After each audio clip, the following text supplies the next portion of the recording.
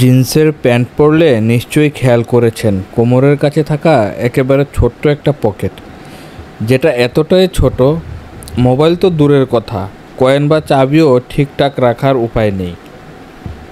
তাহলে প্রশ্ন জাগে, এই পকেটের কাজটা কি? নিছকই ফ্যাশনের অংশ? আসলে নয়, এর পেছনে রয়েছে পুরনো সময়ের এক দরকারি ইতিহাস। বর্তমানে অনেকেই একে সাজসজ্জার অংশ মনে করলেও 19 শতকে এই পকেট ছিল অত্যন্ত কার্যকর। মূলত এটি তৈরি হয়েছিল পকেটে ঘড়ি রাখার জন্য। সেই সময়ে সবাই এটাতে পকেটে ঘড়ি রাখত। বর্তমানে অনেকেই একে সাজসজ্জার অংশ মনে করলেও 19 শতকে এই পকেট ছিল অত্যন্ত কার্যকর। মূলত এটি তৈরি হয়েছিল পকেট ঘড়ি রাখার জন্য।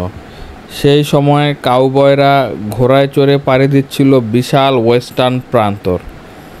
তখন সময় জানার একমাত্র উপায় ছিল এই পকেট ঘড়ি, যা ছিল অনেকের কাছে দামি ও আবেগের বস্তু।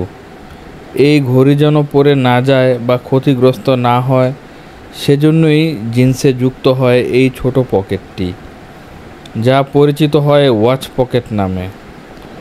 পকেট ঘড়ি সাধারণত কোমরের সাথে লটকে রাখা হতো, কিন্তু ঘোড়ায় চড়া কাউবয়দের জন্য ঘড়ি রাখা ছিল একটি চ্যালেঞ্জ। ঝাঁকুনিতে পড়ে যাওয়ার ঝুঁকি তো আছেই, এই জন্যই জিন্সে যুক্ত হয় এই নিরাপদ আঁটোসাঁটো ছোট পকেট, যাতে ঘড়িটি সুরক্ষিত থাকে। আজ আর কেউ পকেট ঘড়ি ব্যবহার করে না, কিন্তু সেই ছোট পকেট এখনও জিন্সের অংশ হয়ে টিকে আছে।